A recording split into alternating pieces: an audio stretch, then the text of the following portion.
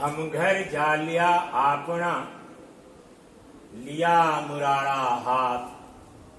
अब घर जालम ताश का, ये चले हमारे साथ। प्रिय छात्रों,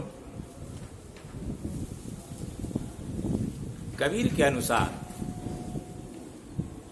जीवात्मा तथा परमात्मा दोनों के मिलन में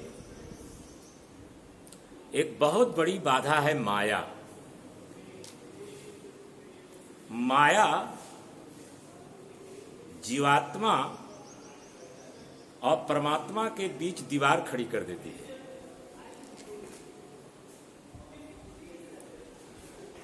माया जीवात्मा को अपने रूप मोह के जाल में फांसकर उसे अपने उस पथ से विचलित कर देती है जो पथ ईश्वर तक ले जाता है। इसलिए कबीर ने कहा कि जीवात्मा परमात्मा से तब तक नहीं मिल सकती जब तक कि वह माया को नष्ट नहीं कर देती। इसलिए माया का नष्ट होना अनिवार्य है। एक जगह कबीर ने यह गाया कि कबीरा खड़ा बाजार में लिया लुकाठी हाथ। माया के बाजार में कबीर लुकाठी लेकर खड़े हैं कि जला ही डालूंगा तुझे। यहां मुरारा आया। मुरारा मतलब जलती हुई लकड़ी। मैं आपको सावधान कर देना चाहता हूं कि मार्केट में जो गाइड वगैरह बिक रहे हैं उसमें मसाल कहीं कहीं लिख दिया है। मसाल नहीं, मुरारा का अर्थ कभी मसाल नहीं हो सकता। मसाल उसको कहते हैं कि अंधेरे में हम मसाल जलाकर चलते हैं, वो रोशनी देता है।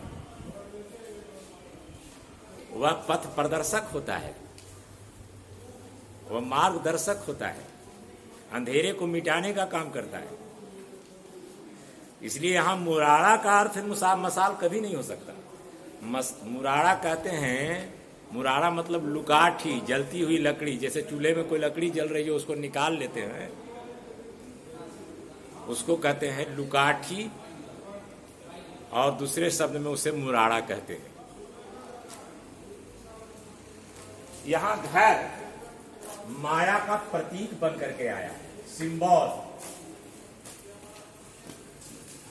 तो कबीर कहते हैं कि हमने अपनी माया का घर जला डाला, लिया मुरारा हाथ। हमने हाथ में मुरारा लेकर अपनी माया रूपी घर को जला डाला है। अब घर जालो ताश का, अब मैं उसका घर जलाऊंगा। अब घर जालो ताश का, अब हम उसका घर जलाएंगे जे चले हमारे साथ।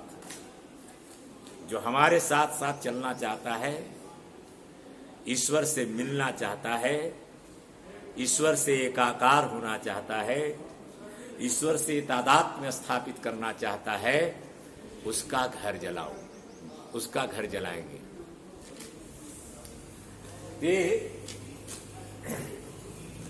अब यहां देखिए कि कबीर तो पढ़े लिखे नहीं थे, तो अनायास ही प्रतीक का प्रयोग, प्रतीक विधान इनके काव्य में हो गया है। वैसे कोई जानबूझ करके इन्होंने प्रतीक विधान नहीं किया है छायावादी कवियों की तरह, तो अनायास ही प्रतीक बन पड़ा है इनके इस काव्य में। अब देखना यह है कि कला पर से क्या विशेषता है। यहां देखिए कि हम घर जालिया आपना, जालिया में आ, या में क्या है आ और आ, दोनों आ पास पास है। अब यहां देखें और तो कोई विशेषता नहीं है। यहाँ स्वर मैत्री भी है, छोटे छोटे पदों की, तो इसको कहते हैं स्वर मैत्री। यहाँ आ दोनों पास पास है। एक ही स्वर जब पास पास आ जाते हैं तो वहां स्वर मैत्री होती है। स्वर मैत्री की भूमिका होती है काव्य को गतिशील बनाने में। छोटे छोटे पदों की योजना हुई है